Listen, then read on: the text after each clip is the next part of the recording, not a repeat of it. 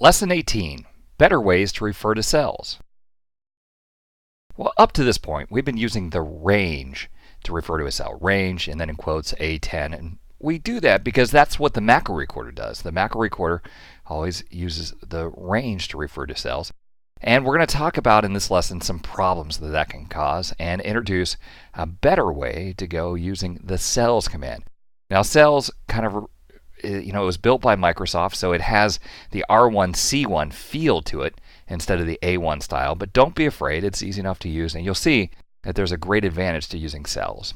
We'll also talk about using offset and resize to add some flexibility. So let's get started. Okay, so let's say that we need to build a macro that does what it says up there in A1. We select a cell, press Control K to run the macro, and we need to color a cell 3 rows below and 3 columns to the right of that cell. Well, I've already started this macro. We'll go here to Visual Basic. And first thing I do is I have a variable, actually 4 variables here. This row is ActiveCell.row. I figure out where are we starting. Color row is this row plus 3. Simple enough.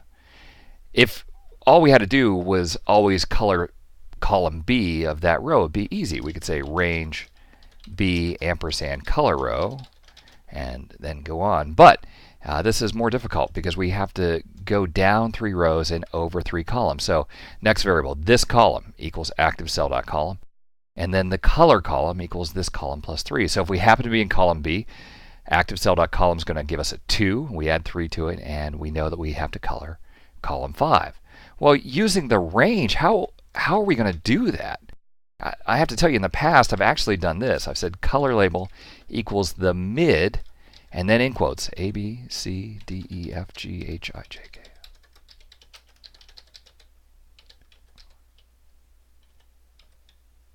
Comma, color column, comma 1. And that will convert the number 5 to the letter E. And that's going to work just wonderfully, provided that you never go outside of column Z. All right? And now, with 16,000 columns out there, the odds are pretty good that we're going to have data sets that go out beyond column Z. So let's just try this one quickly here.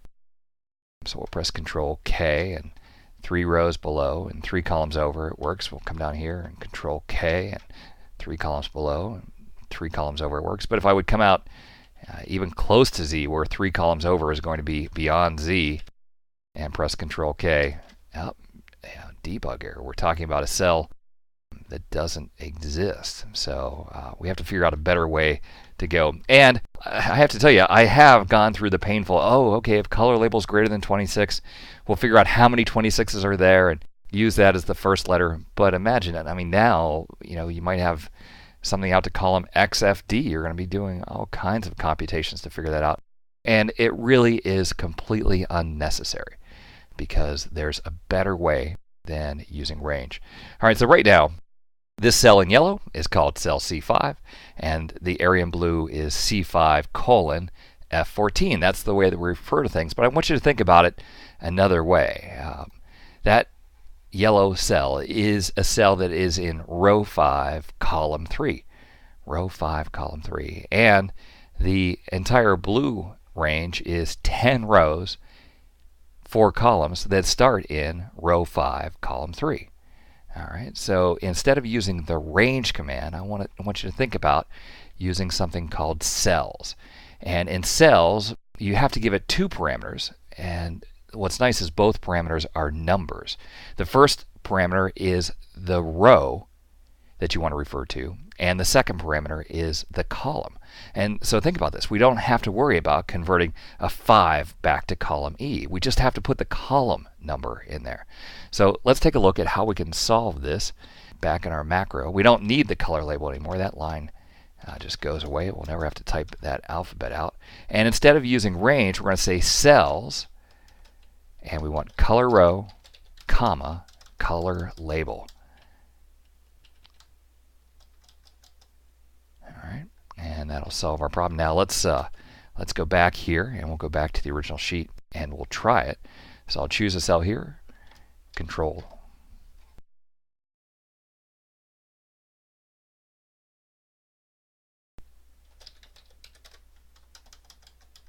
Okay, a little debug there. We'll come back and we'll try it. Control K. All right, and sure enough, 3 rows down and 3 columns over, it works. And what's nice is we can come all the way out here, even deep into the 3-digit columns, and it doesn't matter. It's still going to work just fine.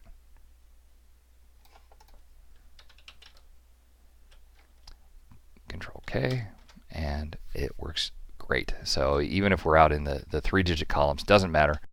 It's going to work perfectly. So using cells instead of range. Now, to be honest, sometimes I use range, sometimes I use cells. I pretty much use them interchangeably. Certainly, anytime that I have a variable that tells me which column I want to use, then I always switch over to cells. A little tough because you have to put rows first and then columns when you're using cells. When you're using range, of course, it's the A1 address that we know and love very well. All right, well, let's take this concept just a little bit further. If we're looking for the blue range, so basically starting here in C5 and going down to F14, you have to figure out how many rows and how many columns that is. And we start out using cells 5, 3 to describe the top left corner cell, and then we're going to use .resize 10, 4. .resize 10, 4. Perfect way to refer to a rectangular range that's not just a single cell. So sometimes we'll use cells 5, 3 .resize. The other item that is similar here is something called offset. Offset says, hey, we're going to start from a cell and we're going to go down a certain number of rows and over a certain number of columns, and then select that one cell. So using offset, we're not selecting a rectangular range, we're just starting from a spot and going over a few cells. So let's see how we can take our macro that we've been using here and use offset. In fact, we don't need any of these variables at all. We could just simply say with selection dot offset 3 rows, 3 columns, and then dot interior. So here using offset, good way to go. The place where I use offset a lot is I will maybe start a macro in column A and need to grab some values from columns D, E, and F of that row. Well, we can just use an offset with 0 as the row number, and well, from A it'd be 3 for D and 4 for E and 5 for F to grab those values to the right of the current cell. So between using cells and resize and offset, great way to very easily refer to cells without having to try and figure out which column we're using. So here, let's try it using offset. I'll do Control K, and sure enough, it referred to something 3 cells down, 3 columns over.